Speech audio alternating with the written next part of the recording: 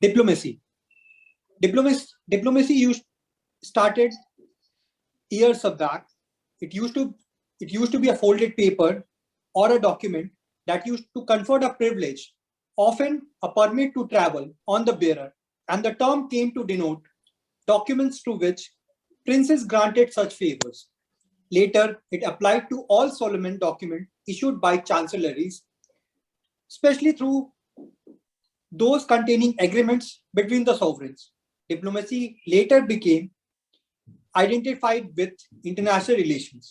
In the 18th century, the French term diplomate or diplomat, or some may call diplomatist, came to refer to a person authorized to negotiate on behalf of a state.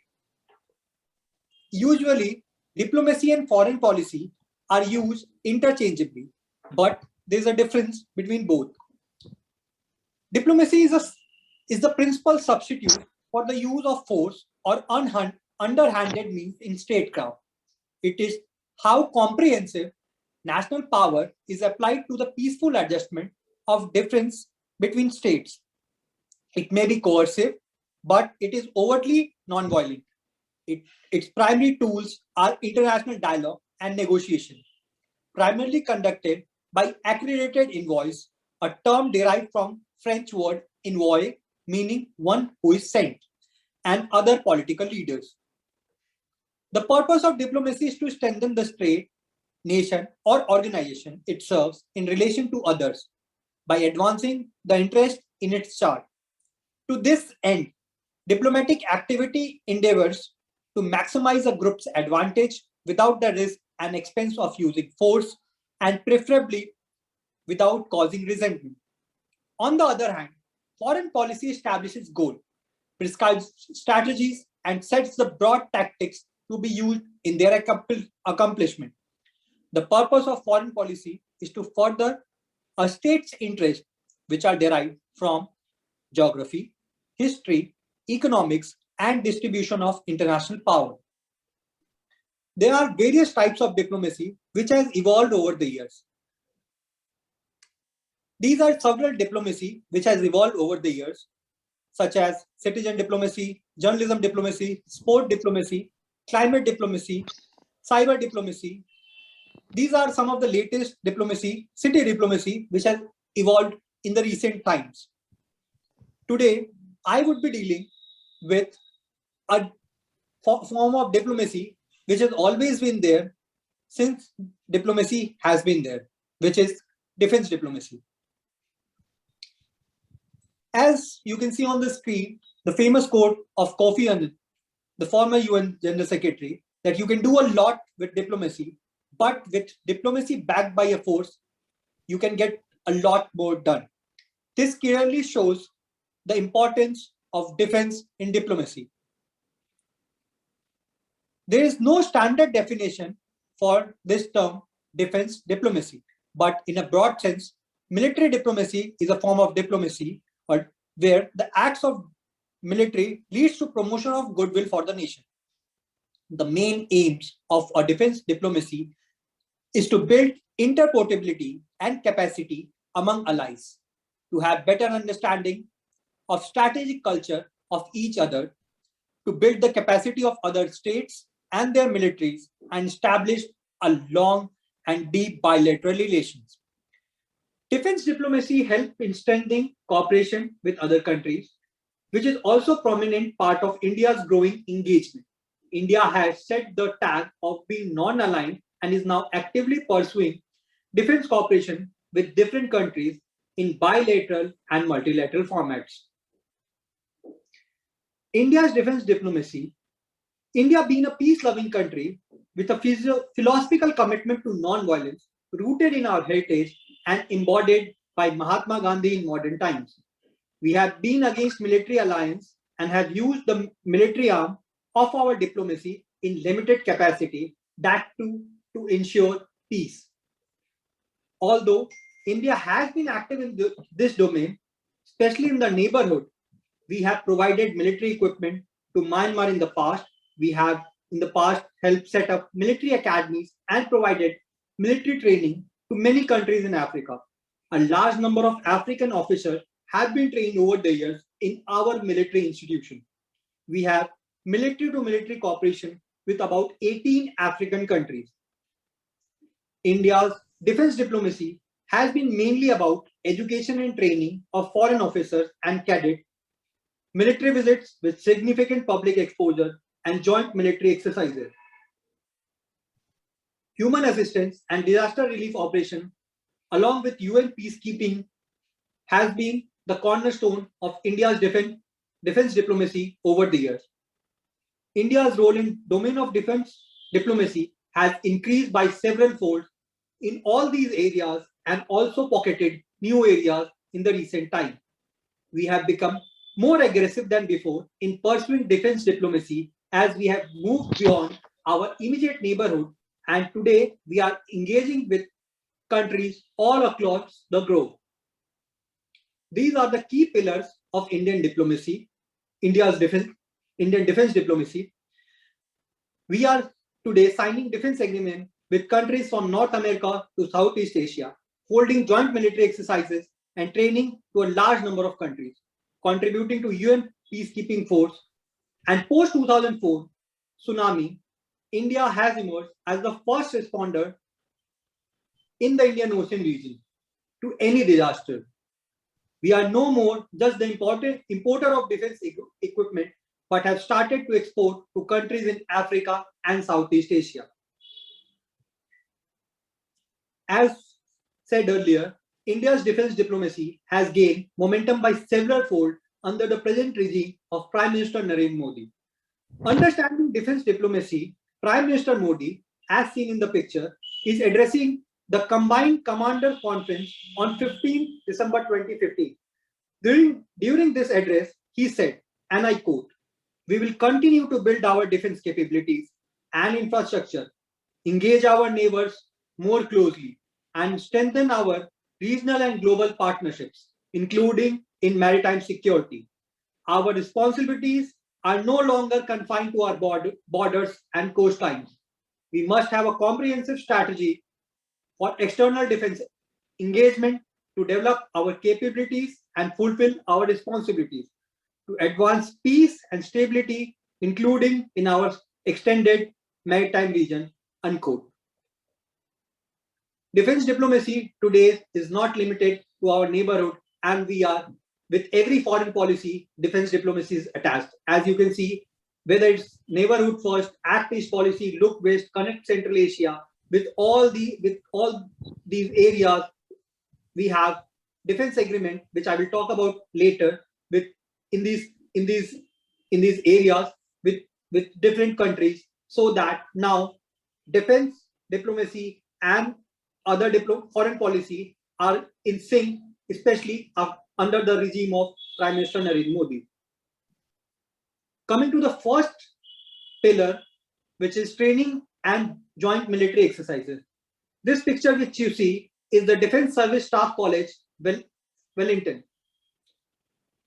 This was the first staff college which had the intake of foreign students in 1950, with 7 students from Britain, Burma, now Myanmar, United States, Australia, and Canada. Since 1950, it has expanded to a large number of countries from non-aligned and newly independent countries such as Indonesia, Egypt, Ethiopia, and Nigeria. You will be proud to know that future President Olusegun Obasanjo and Muhammadu Buhari were from the Wellington Staff College. This step has been successful ingredient in fostering India's military diplomacy even today, contributing to improvement of India's image across the globe. This college has produced several future chiefs of Army, Air Force, and Navy of Sri Lanka, Malaysia, Australia, Kenya, as well as future head of state or government of Bhutan, Bangladesh, Ghana, among many other distinguished foreign alumni. Joint exercises with friendly countries constitute the most visible component of our defense cooperation. These activities showcase our professionalism globally and provide valuable exposure to our troops. 3 new joint multilateral and bilateral exercises have been instituted with BIMSTEC nation, African nation, and Japan in the year 2020. The year 2021 saw major development in India's defense diplomacy when the Quad countries, Australia, Japan, India, and United States conducted the second edition of Malabar naval exercises of the Coast Guard of Guam from August 26 to 29. This picture is from the second edition of Malabar exercises. This is the second edition of the Malabar exercise in a row to include Australia.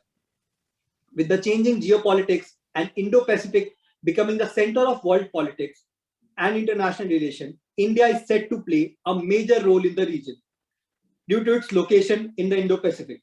With India being at the center of Indo-Pacific, the joint military exercises, both bilateral and multilateral, is set to increase in the coming years with the countries in the ASEAN and the East Asia region.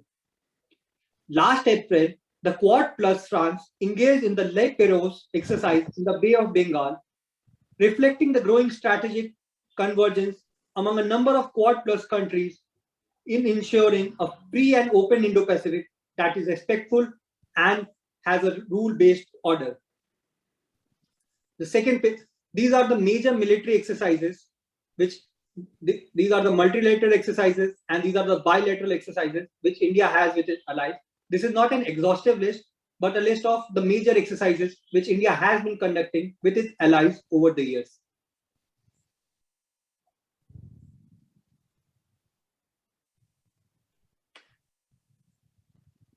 Coming to the second aspect, which is UN peacekeeping force. This has been the pith of India's defense diplomacy since its independence. Since the inception of UN peacekeeping mission, India has been the largest contributor, participating in over 45 peacekeeping assignments in Korea, Congo, Egypt, Haiti, Lebanon, Rwanda, and recently in strife-torn South Sudan. Currently, there are more than 6,700 troops and police from India who have been deployed to UN peacekeeping mission, the third highest among the troop contributing countries. More than 160 peacekeepers have paid the ultimate price in service to peace, losing their lives under the UN flag. Human assistance and disaster relief. Since the earlier year of its independence, India did give aid and relief to its smaller neighbors in the subcontinent. Today, the scale and geographic scope of its aid have steadily increased. India's approach to HADR is unique as it is driven by a set of principles derived from the core values of its foreign policy.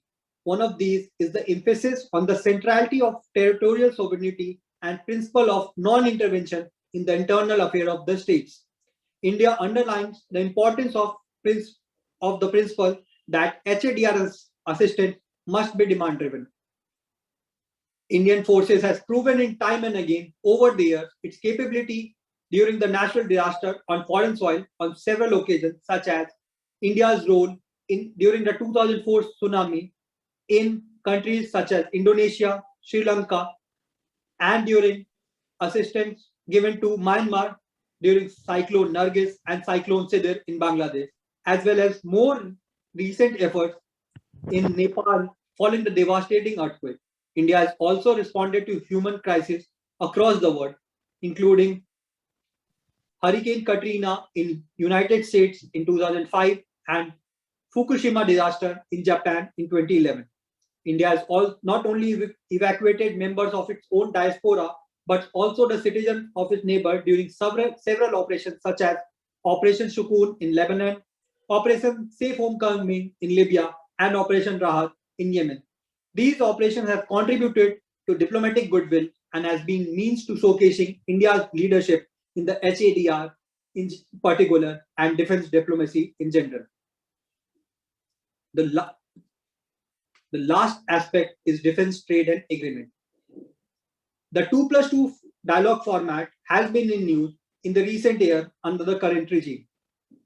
The 2+2 dialogue is held between the foreign and defense minister of two countries and is generally seen to be aimed at creating a mechanism under which bilateral relationship takes decisive strategic turn with greater integration of defense, security, and intelligence apparatus. India has been essentially known globally to be among top 5 importers, according to a March 2021 CIPRI report. But now India is changing. In the new India, under the vision of the current Prime Minister, the government is looking to reduce its arms imports by boosting domestic production. India has opened its FDI through automatic route for 75% in the defense sector. New Delhi is seeking to boost in defense export in order to strengthen its defense manufacturing and production. At present, India is 24th largest arms exporter in the world, but India's vision is to expand its defense manufacturing sector and become the bigger arms exporter, generating a revenue of $5 billion by 2025. India is engaging in proactive defense diplomacy in response to China's naval intrusion in Indo-Pacific and also China's encroachment in disputed land border with India. India has signed a BrahMos deal with Philippines. This deal will undoubtedly have a multiple ripple effect. It will have an impact on India-China relation, India-ASEAN, as well as Philippines-China relation.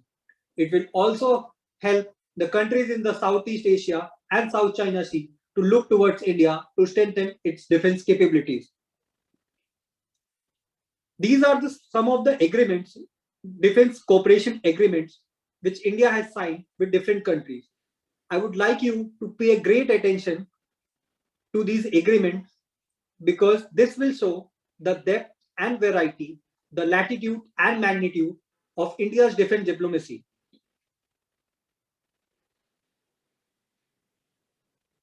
As I was talking earlier, that now India is engaging in defense diplomacy from North America to Southeast Asia and including Central Asia, Europe, and we are entering into treaties with the countries in this region.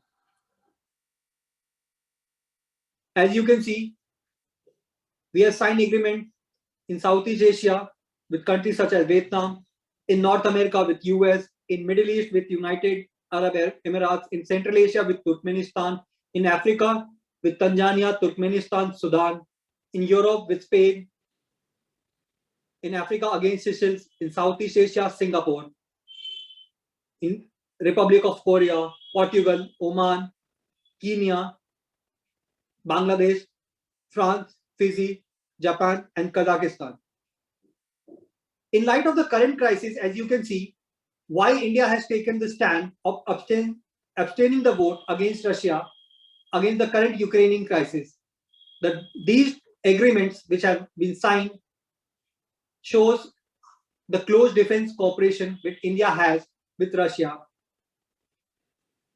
and due to which we are choosing to take a tender part of abstaining the vote in the UN right now. Future ahead. China will be the influencing factor in India's defense diplomacy, especially in the Southeast Asia and the neighborhood. The longer the duration of this conflict between Russia and Ukraine will go, that will hugely impact India's defense diplomacy because we are dependent at present for our military equipment and manufacture to our friend Russia. The future lies ahead in opening the defense sector to the private sector and develop defense manufacturing on the PPP model, that is public-private partnership, which will help India achieve the goal of $5 billion USD, which it plans to get by exporting its defense equipment by 2025. Indo-Pacific and ASEAN countries will be the core areas of India's operation for defense diplomacy, both in the sector of providing security and during the time of any natural disaster. With this, I would like to thank you all for your patient sharing and giving time to me. Thank you very much. Thank you, Mr. Ranjan. Now, I open this session for the participants. Let them come and put questions to him. First, introduce yourself and then put your questions in a simple and clear manner. Yes, please begin.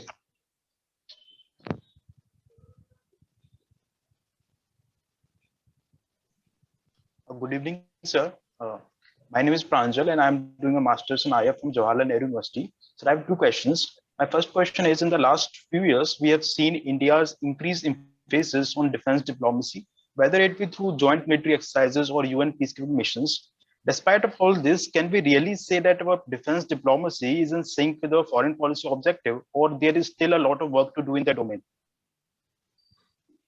I would say that we have started to align our defense diplomacy with our foreign policy, which has not been the case because, since you know, when we came out of independence under our Prime Minister Jawaharlal Nehru, we were against any military alliance. So military was a no, military diplomacy, especially joint military exercises and alliance was a no during that time.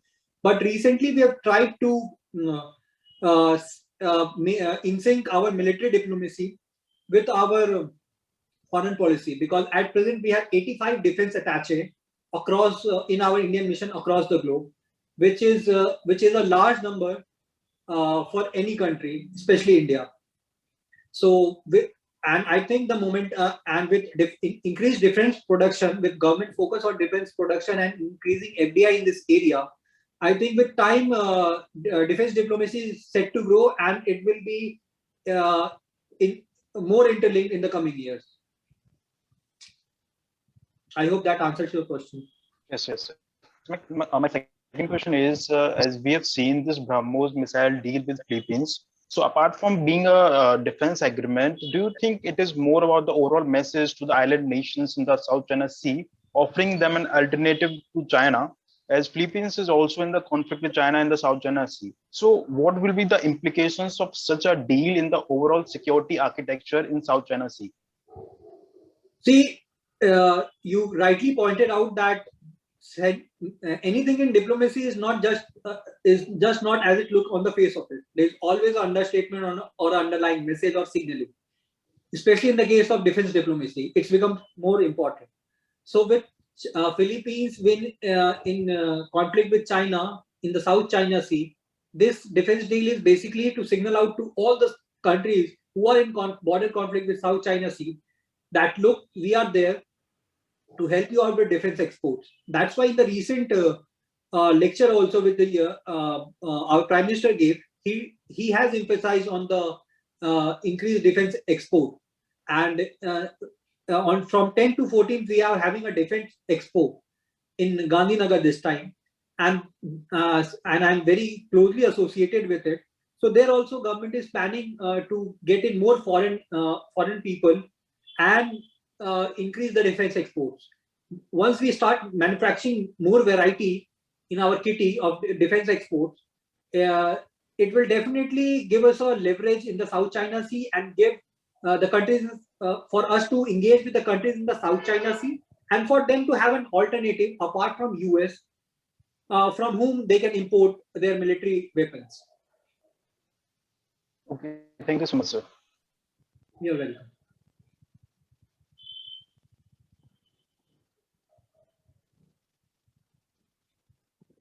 Yes, next.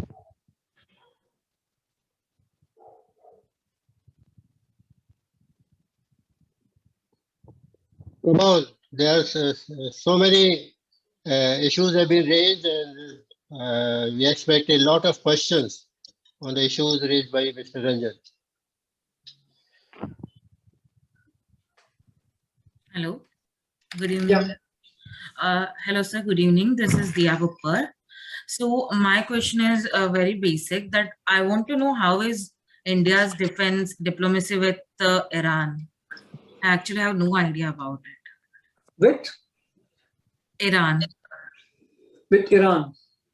Actually, we have very limited defense diplomacy with Iran, because the last defense diplomacy thing which happened, although we are in close ties with Iran, but with this nuclear deal and US pressure and India getting in close with Iran, at present we don't have any joint military exercises or defense export which we are doing with Iran. So at present, there is nothing substantial between India and Iran in terms of defense diplomacy. We have in contact in terms of diplomacy with their foreign minister visiting in 2019, if I'm not wrong. But apart from that, in terms of defense diplomacy in particular, we don't have anything substantial right now with Iran. Thank you, sir.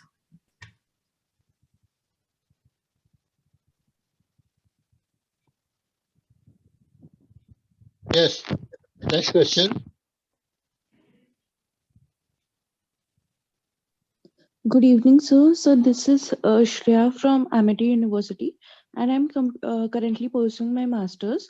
So my question is that since recently we have seen that NATO is conducting its largest ever exercise in the history, and so do you think that India, along with other countries, should also take a note of it and enhance this defense system in order to protect themselves, since NATO has so many allies, and it could be a threat to Indian future if it allies with some of the countries that India don't have a good connections with. See, NATO has 30 countries right now. Of which 28 are Europeans, and the other two are US and Canada. Of the 28 countries of which NATO are members, they only pay for the defense forces. The contribution is mainly by the US. US is the main head of NATO. It's the US on which the NATO sits. So with China's rise, and India being at the center of Indo-Pacific, I don't think US is a threat to us. I think at present this is the golden era, if I may say, and if not the golden era, the best time for India-US relationship. Despite the Russia issue and India straining, India and US are still sharing a very good bond between them. So I don't think NATO is a threat for India. It was not also a threat during its peak during the Cold War years. And so I don't think India needs to build for NATO. The focus of our defense diplomacy strengthening should be related to the elephant in the room, which is China. And with India being the member of Quad, and we cooperating very closely and having Malabar exercises with US, Japan, Australia, I don't think we need to worry about NATO. I think NATO is more or less, we can consider it as one of the allies, because we share very good relation with the strong members of NATO such as Germany, France, and they are also coming up with their Indo-Pacific doctrine, which is in sync with what India view of Indo-Pacific. Thank you so much, sir. Yes, please go on. Good evening, sir. Hi, I'm Anushka. I'm pursuing my media course from Jain College, Mumbai. So first of all, thank you for such insightful session. And my question to you is, how do you think the new global order would look like when so many countries are dependent on Russia for their arms, and how will the practice of defense diplomacy be maintained? At the same time, there are conflicts and countries are taking side of Russia, sides on side of Ukraine. So yeah, that's. Thank you, Anushka. That's a very good question, I must say. Yeah, Russia is a very big defense exporter, and India is one of its biggest customers, with our 65% of military hardware coming from Russia. And as I've shown in the slide, from 2014 to 2017, during that time also we had signed a lot of defense agreements with Russia. And with Russia attacking Ukraine and this conflict starting, the road is going to be tough. But if I speak particularly of India, I think India has been in this situation before, and it has been able to take care of it through its non-aligned and the ideologies which it has of Vasudhaiva Kutum, that is world is one, world is family. And I think with that we will be able to take care of this time also, although this time with S-400 deals which we have with Russia, which we really need for our defense system on our eastern borders, which we share with China. So things are going to get murkier in the coming days, and with West standing with Ukraine, things will get tough. But I would like to say, in the end, the best foreign policy is taking care of your own interest, and that's what we are doing at present by by sorry, by not taking any sides and just caring about our own good. So that's the best diplomacy, which helps you keep your own house in order. Okay, sir. Thank you.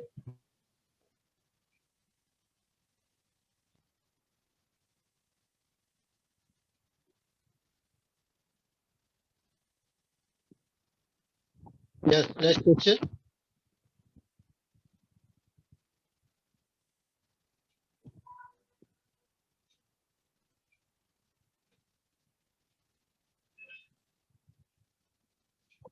Good evening, sir.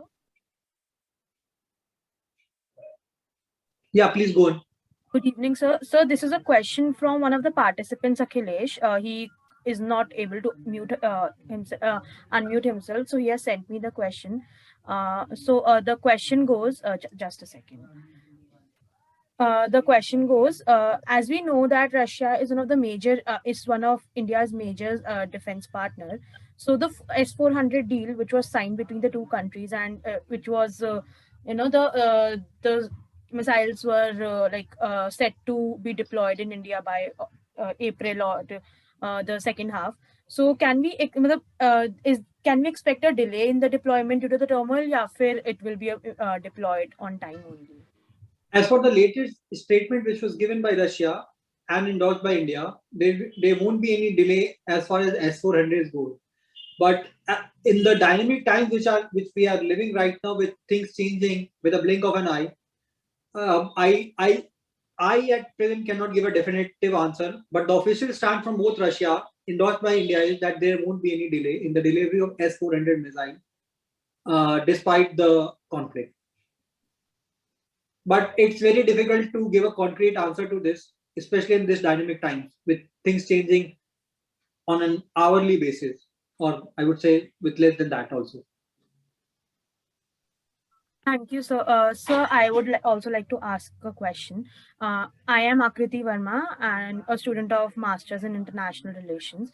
So I would just like to know that since recently India and Dubai UAE signed a SEPA agreement, so there is this section for defense as well. So what can we expect in that sector?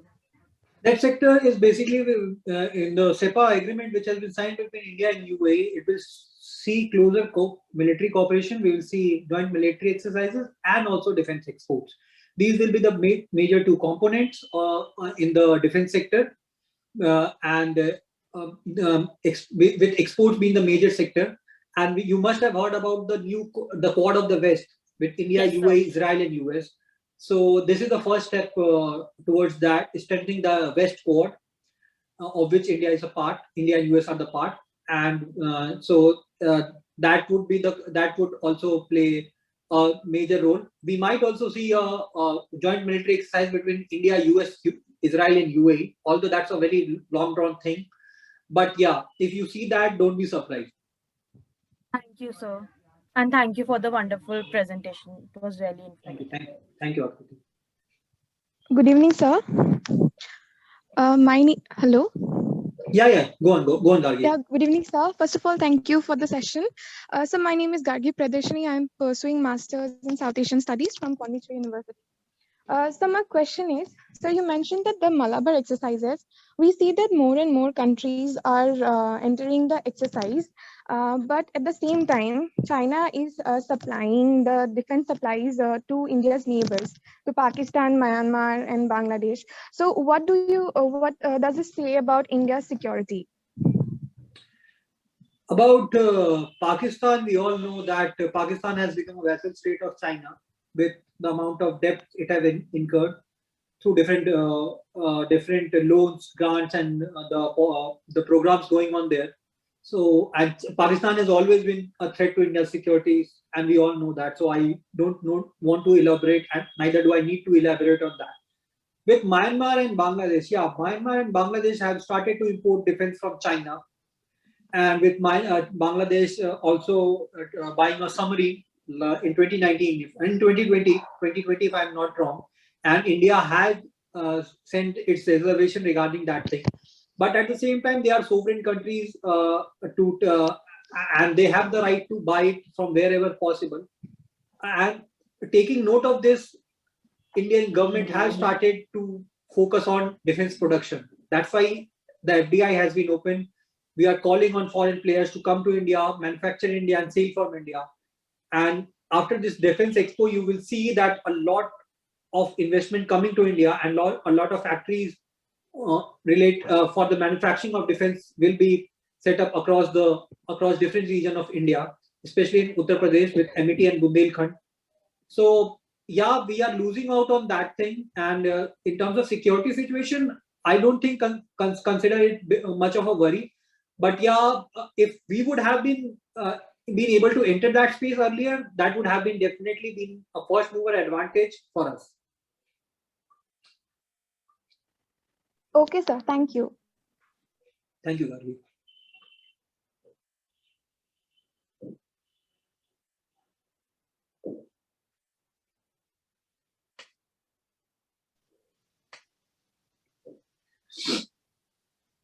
Yes. Next question.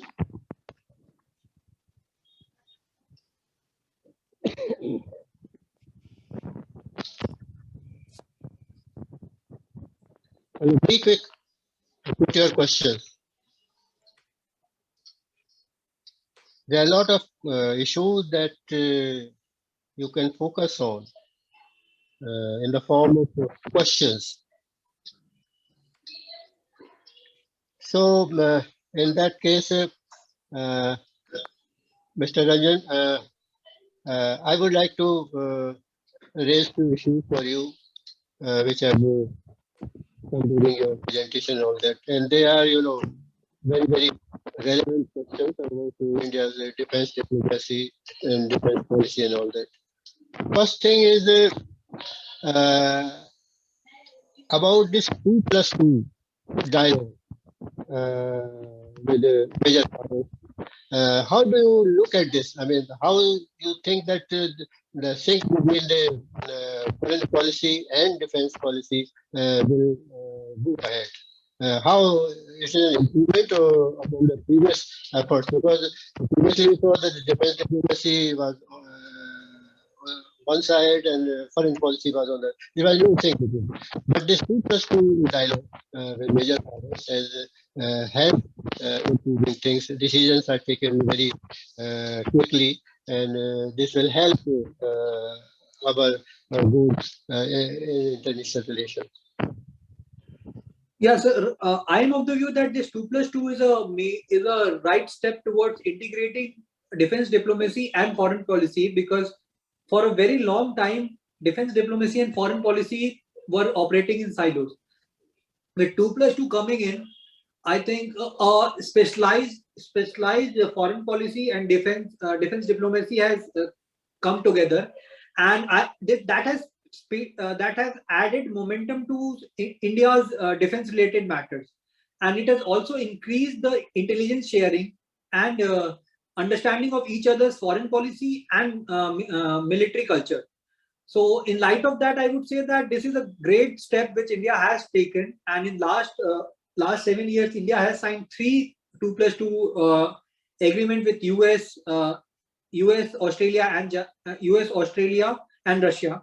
So, so I would say that this is a right step, because with foreign Ministry of External Affairs and Ministry of Defense coming together to pursue India defense diplomacy, that basically gives you the overall security of engagement and relationship, and also security in the traditional sense.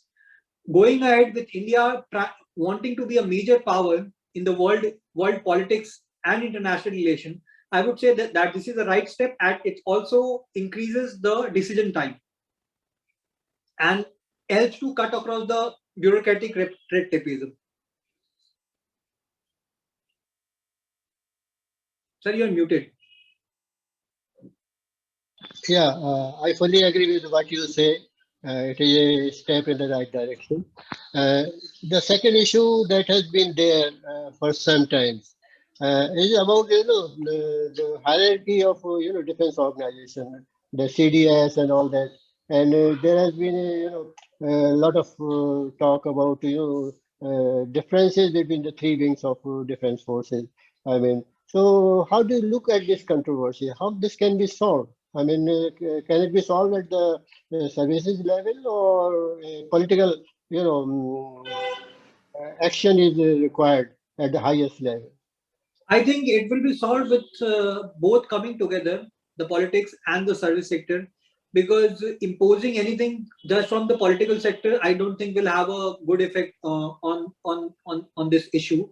And I think with now it's high time for us to fully integrate, not just on the nomenclature, but to fully integrate and open more tri-services command across India, because the warfare is changing. The warfare has changed a lot. Now we have a cyber warfare also. So with warfare changing and it's getting advanced day by day. So I think there should be more tri-services command across India, and both the political politicians, in the government, the legislature, and the services need to sit together and put an end to this conundrum and come up with a good result for the security and stability of our country. Yeah, I think that could be the only way out. That could be the only solution. And because the country, so long as the controversy is there, I mean, it harms our capacity and it's our reputation for taking decisions at the highest level. So far as the defense is concerned and all that. One more issue that has come up, lot of hype being created about our voting in the UN. I mean, by abstaining and by supporting Russia and all that. And we say that because Russia is our greatest defense supplier, so we cannot annoy. But don't you think that we forget that US is also a leading partner in this field? So we have to balance both. Not only to not annoy Russia is enough, but we have to keep a balance. We cannot annoy US for a long time because the consequences may be a little difficult for us. And the sanctions and all that, I mean, that threat is always there. So don't you think that this hype of India's, supporting directly or indirectly Russia because they are our greatest defense supplier is not in correct perspective?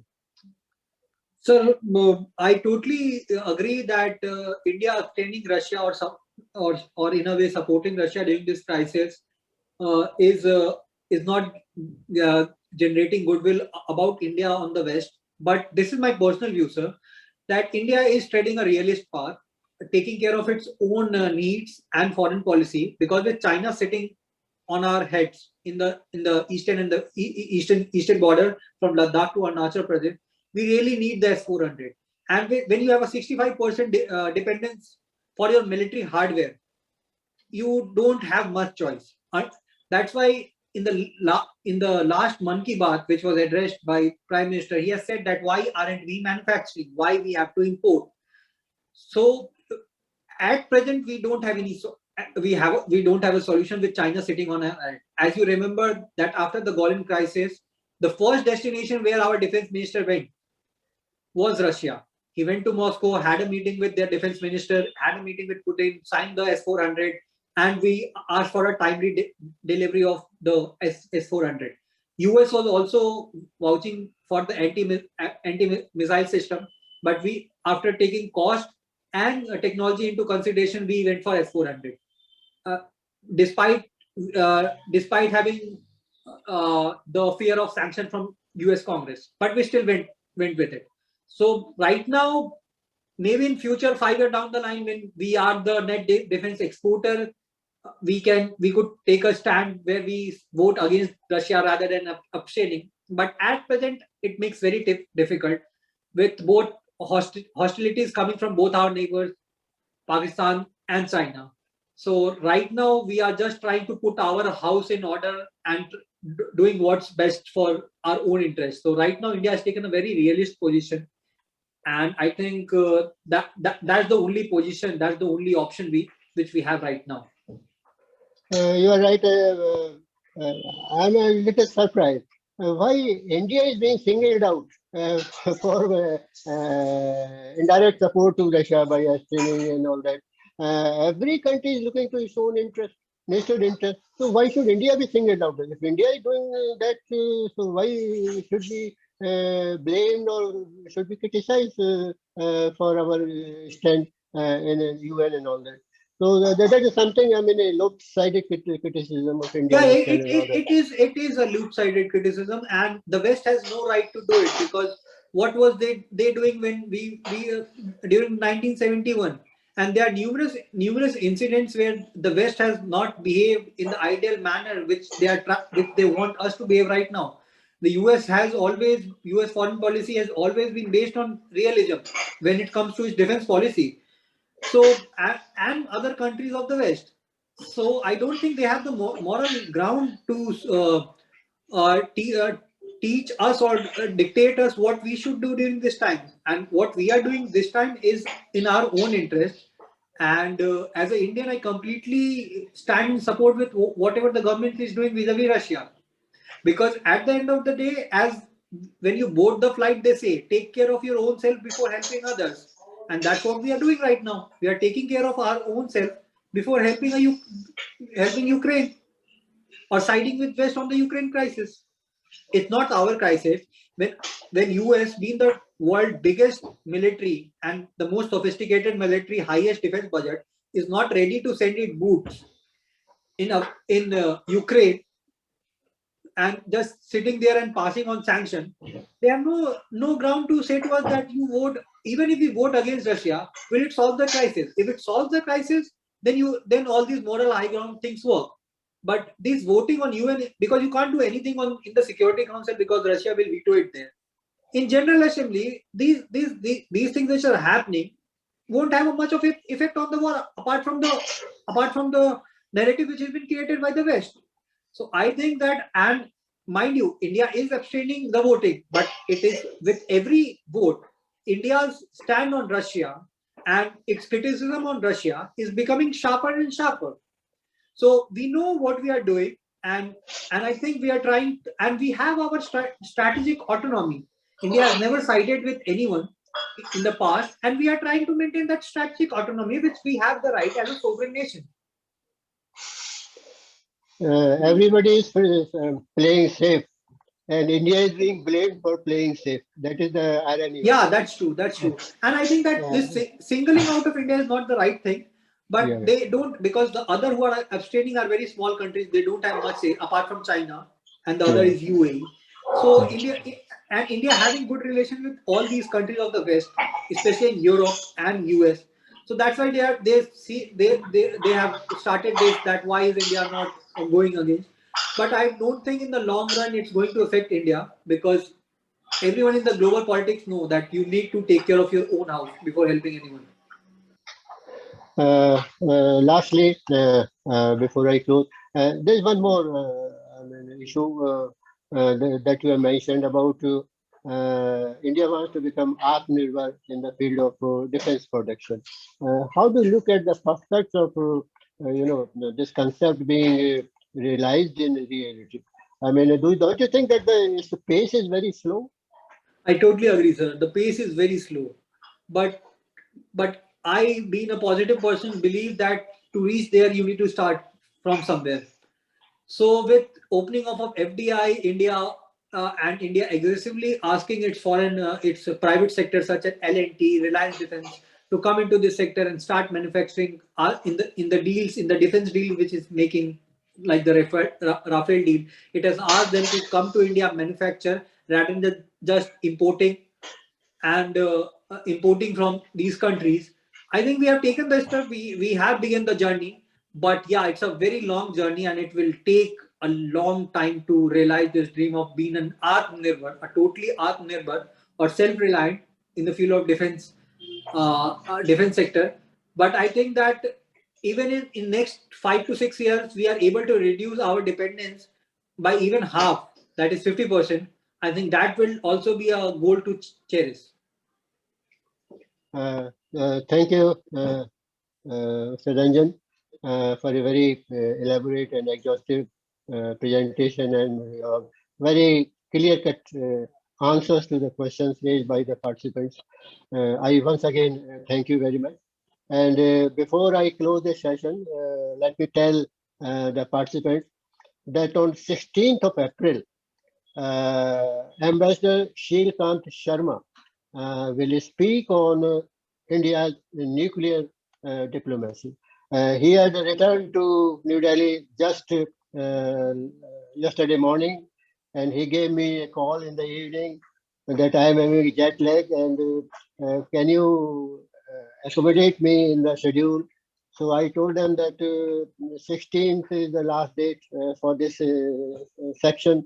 So he has very kindly agreed to address us on 16th of April at 7 p.m. as usual. Now onwards, we will having all sessions at 7 p.m. Unless there is some emergency or there is some, we will, you should read your emails carefully and the time. Because today I found that one of the participants joined at 6 as usual. So please be careful about the date and time of the Zoom session and all that. So thank you very much, Mr. Ranjan, once again. And with your permission, I close this session. Thank you very much. Thank you. Thank you very much, sir, for giving me the opportunity. And thank you, everyone, for your patience and kind listening and for making this session interactive by putting in your question. I really enjoyed it. Hope to make this interaction in future also. Thank you very much. Thank you. Thank you.